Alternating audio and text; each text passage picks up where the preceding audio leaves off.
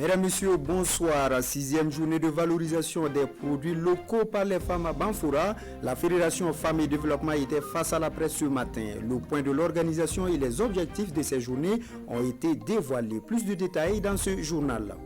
Célébration de la journée de l'enfant à Kaya, plan international. Bureau du Centre Nord se manifeste par des dons de vivres et des kits d'hygiène au profit du centre d'accueil Beukamba. De quoi donner le sourire aux pensionnaires, on en parle dans cette édition. Merci de nous suivre. Célébration du 8 mars en différé à Bobo-Dioulasso. Samedi dernier, le comité célébrant le 8 mars autrement a commémoré la fête de la femme à travers une remise de vivres et une enveloppe financière destinée aux déplacés internes du monde. Le comité célébrant le 8 mars autrement donc apporte ainsi sa contribution au développement du pays. Le témoignage de Drissa Traoré et de Ali Traoré.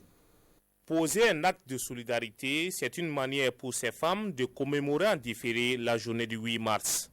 Et pour la circonstance, des vivres, des effets d'habillement, des produits de première nécessité et une somme de plus d'1 200 000 francs CFA sont remis aux déplacés internes de la province du Mouhoun.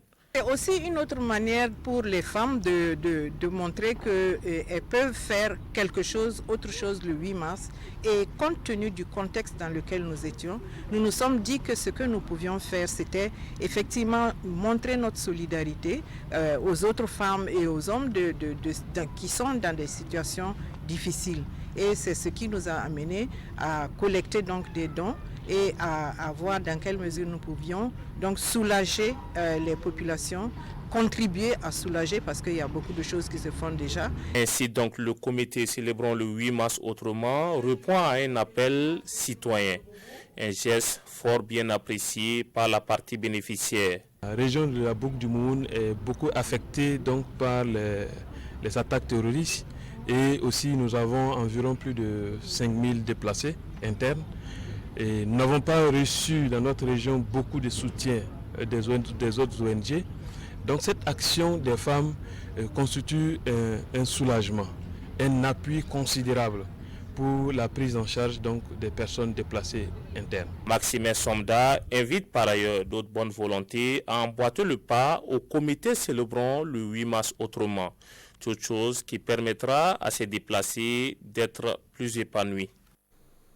Non loin des Hauts-Bassins, précisément à Gawa, pour évoquer l'impact du Covid-19 sur les activités du Conseil régional du Sud-Ouest. Avec la crise sanitaire, l'institution n'a pas pu recouvrer ses recettes. Pourtant, des investissements sont prévus par ce Conseil pour cette année 2020. La question a été soulevée à la deuxième session ordinaire du Conseil régional du Sud-Ouest. Témoignage Elvis Tuina et Lambert Soma. Malgré un contexte difficile marqué par la maladie à coronavirus, le Conseil régional du Sud-Ouest tient sa deuxième session ordinaire. Réunis ici à Gawa, les conseillers régionaux vont entre autres amender le procès verbal de la dernière session, examiner des délibérations et faire le point de la gestion budgétaire 2019. Le compte administratif et le compte de gestion concordent. Il ressort effectivement un bilan positif malgré le déficit chronique que nous connaissions depuis 2016-2017, lié donc à la faiblesse des ressources propres du Conseil régional. Alors, nous avons donc consenti des efforts et nous en sommes arrivés à un résultat positif pour 2019, ce qui est vraiment encourageant. Au cours de cette deuxième session, il sera aussi question d'examiner et d'adopter le projet de budget supplémentaire 2020 et l'utilisation du Fonds minier de développement local. L'arrêté doit être disponible d'ici la fin de cette semaine-là. Et le Conseil régional pourra bénéficier d'un fonds minier d'un montant de 156 millions environ pour uniquement le volet investissement. Et ça concerne l'agriculture, ça concerne les infrastructures, ça concerne l'énergie, ça concerne l'eau et l'assainissement. Le grand défi à relever au niveau de la gestion comptable et financière du Conseil régional du Sud-Ouest demeure la mobilisation des ressources financières, car le niveau actuel ne permet pas à l'institution de couvrir ses charges de fonctionnement. Toujours dans le Grand Ouest, Banfora abrite du 23 au 29 juin prochain les 6e journées de valorisation des produits locaux par les femmes. Le comité d'organisation a rencontré la presse ce matin à Ouagadougou pour davantage de précisions sur l'événement. Des détails avec Moussa Ouedraogo, Saïba Nikiema et Vincent Kendribego. Quelle stratégie de marketing pour l'écoulement des produits locaux? C'est le thème abordé par la Fédération Femmes et Développement du Burkina Faso face à la presse. Cette activité vient en amont de l'organisation des 6e journées de valorisation des produits locaux. L'objectif général de ces journées est de contribuer à l'autonomisation économique des femmes et à la réaffirmation de leur identité culturelle à travers l'art vestimentaire traditionnel, l'art culinaire, les produits forestiers non liés. Favoriser les échanges interrégions de leur production et encourager les femmes dans la vente de leurs produits sont entre autres les défis que ces femmes veulent relever. Actuellement, il faut que nous puissions changer nos façons de faire. Parce qu'avec, par exemple, les nouvelles technologies, on n'est pas obligé d'aller loin pour pouvoir vendre ces produits. Les leaders de la Fédération Femmes et Développement du Burkina Faso invitent donc la population à participer massivement à cette foire qui se tiendra du 23 au 29 juin 2020 à Banfora, ce qui leur permettra de relancer leurs activités car selon Fatimata Legma, la fédération fait face à des difficultés économiques liées à la pandémie du Covid-19. Autre point de l'actualité, c'est la promotion des droits des enfants. Le sujet a interpellé hier toutes les bonnes volontés sensibles à la cause des enfants au Burkina. C'est ainsi qu'à Kaya, le centre d'accueil Beukama a reçu des vivres et des kits d'hygiène de plan international bureau du Centre Nord. C'est à l'occasion de la journée internationale de l'enfant africain. Le reportage de Pascal Tapsoba et de Jacques Ouedraogo. La maison de l'enfance Monique Walter de Kaya reçoit des vivres, des kits de lavage des mains et une enveloppe de 25 000 francs CFA à l'occasion de la journée internationale de l'enfant africain. Le geste est du plan international Bureau du Centre Nord qui entend œuvrer pour la promotion des droits de l'enfant. C'est pour permettre à ces enfants qui sont vulnérables, donc de pouvoir aussi, à l'occasion de cette journée qui est la leur d'ailleurs, donc de pouvoir montrer leur joie de pouvoir aussi profiter donc, de cette opportunité-là comme les autres enfants.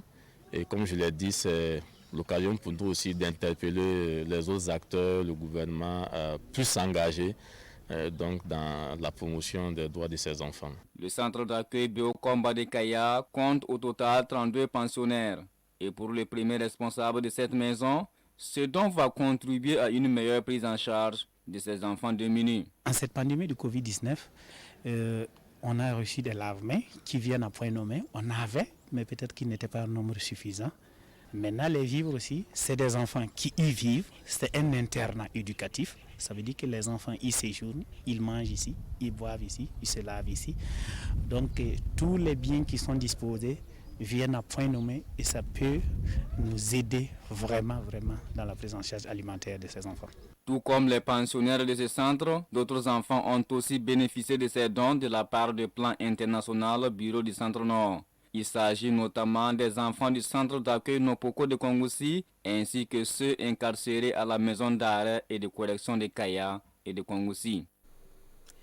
Hygiène rime avec santé. Eh bien, ces enfants et bien d'autres personnes peuvent compter sur la gendarmerie nationale, bien sûr sur le plan sécuritaire, mais aussi en matière de santé. Les pendants de Bobo Dioulasso lancent le défi de faire don de 1500 poches de leur sang au profit des malades. L'opération a débuté hier dans la ville de Sia, nous disent Lamine Karantao et Rokia Sanou. Défendre la patrie au prix de leur vie, c'est leur vocation. Aujourd'hui, ils offrent leur sang pour sauver des vies, un objectif qu'ils se sont fixés pour les 2 semaines à venir. Après le temps donné par le commandant des écoles et centres de perfectionnement de la gendarmerie nationale, stagiaires officiers de police judiciaire et élèves sous-officiers de gendarmerie se disent fiers de lui emboîter le pas. C'est pour sauver des vies, que tu sois militaire ou civil. Parce qu'avec l'avènement du terrorisme aujourd'hui, que tu sois civil ou militaire, tout le monde en pâtit. Donc c'est nécessaire pour moi. Nos besoins, nous pouvons les évaluer par jour au moins 100 poches. Au moins 100 poches contre une capacité en site fixe de 15 poches. Et l'un dans l'autre, il va falloir trouver du sang pour pouvoir répondre aux multiples besoins en ce moment. Donc cette opération est bienvenue. En plus de sauver des vies, cette opération vise le renforcement du lien armée-nation. Une armée pour qui le sacrifice suprême ne fait pas le poids devant la patrie. Si nous sommes prêts à verser notre sang pour sauver, pour protéger les Burkinabés, nous n'hésiterons pas en tout cas à donner également notre sang pour sauver ceux qui sont vraiment dans les besoins. À l'endroit de la population, je lance un appel à la collaboration. Il n'y a que par la collaboration que nous pouvons enrayer l'hydre terroriste. Plus de 1500 poches de sang sont attendues durant les 14 prochains jours. De quoi soulager des peines dans nos centres de santé avec l'espoir que cela fasse tache d'huile. Rokia Sanou, toujours dans le secteur de la santé, le centre hospitalier universitaire de Tengango a un nouveau directeur général. Ferdinand Tiendrebego remplace à ce poste Alexandre Sanfo. Il a officiellement été installé lundi dernier. Nongba Kouda ici à Kanana pour le reportage. Je vous installe dans vos fonctions de DG avec toutes nos félicitations et nos encouragements. Ainsi, Ferdinand Tiendrebego, administrateur des hôpitaux et des services de santé, prend les rênes du centre hospitalier universitaire de Tengango. Il remplace à ce poste Alexandre Sanfo, qui aura posé les bases de cet hôpital de référence en une décennie. De 0 service au départ, nous sommes à plus d'une trentaine de services qui fonctionnent. Et nous ambitionnons même faire de la chirurgie cardiaque parce que dans les prochaines semaines, on va faire de la chirurgie à cœur ouvert. On va ouvrir une salle de coronarographie, on va faire de la chirurgie hépato-biliaire. Donc vraiment, en 9 ans, 10 ans de service, je suis heureux de constater qu'en partant, j'aurai laissé quelque chose de très bien, de louable pour cet hôpital-là. Ramener le CHU de Tengango à un niveau de financement optimum, voilà le défi auquel compte s'attaquer le nouveau directeur général. Pour ce faire, Ferdinand Tiendrebego entend œuvrer à rendre Tengango plus autonome. L'hôpital souffre d'un manque de financement qui tend à être structurel. Et justement, je pense que le premier défi, c'est de travailler à donner les moyens à l'hôpital pour remplir pleinement sa mission et que, effectivement, on puisse développer toutes les spécialités et nécessaires de façon à réduire les évacuations aussi vers l'extérieur. Pour y arriver, le nouveau directeur général dit compter sur l'engagement de tous ses collaborateurs afin que le CHU de Tengango puisse remplir sa mission, celle d'un hôpital de référence dans la sous-région. Mesdames, Messieurs, c'est la fin de cette édition. Nathalie Kaoré vous retrouve à partir de 20h pour d'autres informations. Bonne suite du programme sur la télévision nationale.